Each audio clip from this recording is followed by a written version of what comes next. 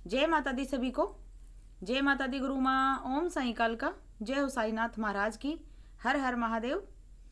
महामाई अपने सभी बच्चों पर अपनी कृपा दृष्टि बनाए रखे, सबको खुशहाल रखे।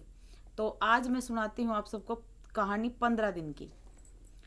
15 दिन में महामाई ने क्या लीला रचाई, कैसे काम किया, आज वो सुनाती हूँ।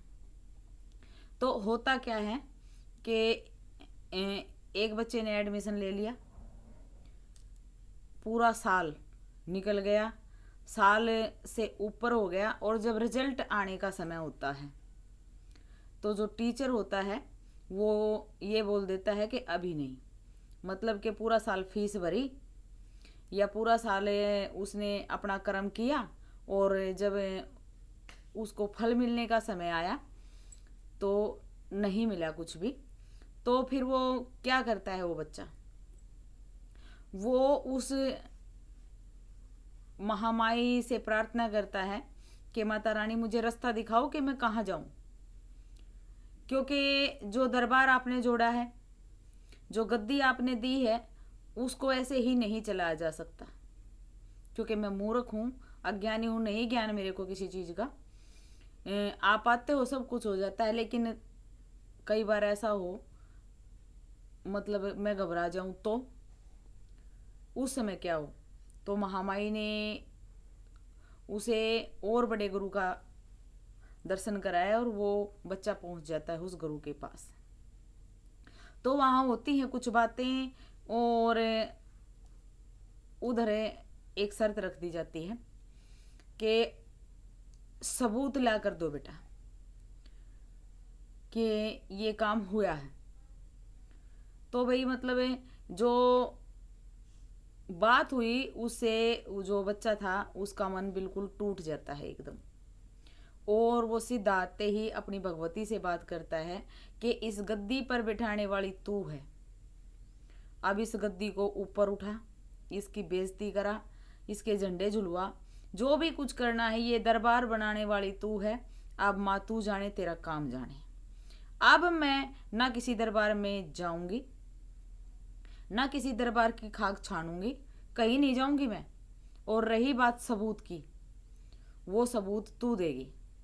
अब देख कहाँ से देगी कहाँ से नहीं देगी, वो तू देगी, मैं सबूत नहीं दूंगी कहीं से भी। तो महामाई माया रचती है और सबूत भी आता है, सारी चीज़ें सामने निकल के आ जाती हैं। और फिर बात होती है बड़े गुरु दरबार में।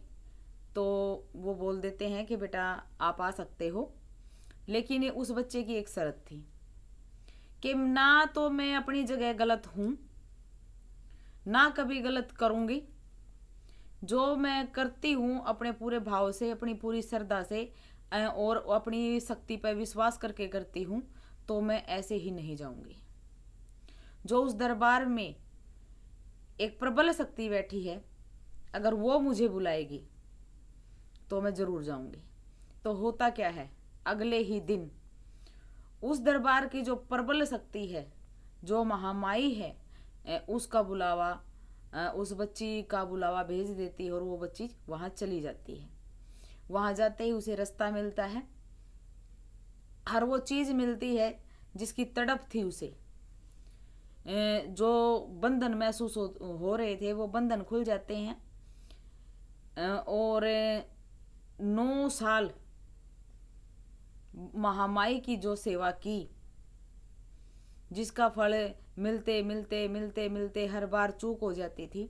क्योंकि जब उसके जो पहले आध्यात्मिक गुरु थे, जब 5 साल उन्हें मतलब पूजा के नियम बताते बताते पूजा की विधि सिखाते सिखाते हो जाते हैं, और उस बच्ची के 40वें का व्रत के लिए बोल देते हैं वो कि बेटा आप 40 दिन के व्रत करो।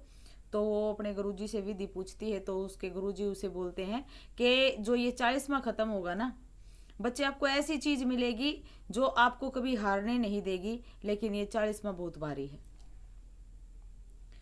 तो होता क्या है कि जब वो 40वां ख़त्म होने वाला होता है, 6 दिन रहते हैं उस 40वें के, तो उसके गुरुजी जो है वो चोला छोड़ देते हैं। तो मंजिल पर पहुंचे, चीज तो मिली लेकिन रास्ता दिखाने वाला नहीं रहा। तो ऐसा कई बार हुआ, लेकिन महामाई ने इन 15 दिनों में वो खेल रचा जो 9 साल की तपस्या थी, जो 9 साल की महामाई की सेवा थी, जो 9 साल से उस महामाई के प्रति एक सच्ची लगन थी, एक सच्चा भाव था, एक माँ बेटी का रिश्ता था। वो सारी चीजें रंग लेके आई और वो मंजिल मिल गई। वो गुरु माँ भी मिली और वो महामाई की शक्ति भी मिली। तो इस कहानी से शिक्षा यही मिलती है कि आप जिस भी शक्ति को पूजो तो पूरे विश्वास के साथ पूजो, क्योंकि इतना आसान नहीं होता उस शक्ति के चरणों तक पहुंचना। उस शक्ति की किसी पदवी को प्राप्त करना इतना आसान नहीं होता, बहुत मुश्किल होता है ये सफर। लेकिन कोशिश करते रहो, उस शक्ति पर विश्वास बनाए रखो, क्योंकि वो इतनी जल्दी अपने पास तक नहीं पहुंचने देती। लेकिन जो बच्चा ये परीक्षाएं पास कर जाता है, हर चक्रव्यूह को तोड़ देता है, उस महामाई को पर एक अटल विश्वास बनाए रखता है, तो उसको मंजिल अवश्य मिलती है। तो अपना विश्वास न टूटने दो, गिरो फिर उठो, संभलो और चलो, रुको मत। रुको मत, अगर तुम रुक गए ना तो तुम्हें उठाने वाला कोई नहीं मिलेगा, उठाने वाला कोई नहीं मिलेगा।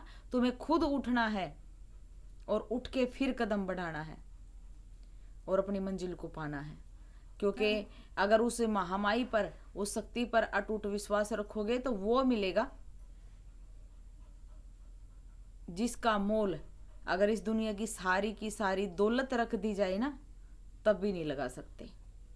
तो धन्यवाद गुरु माँ, मुझे वो गिफ्ट देने के लिए जिसके लिए मैं 9 साल से तड़प रही थी।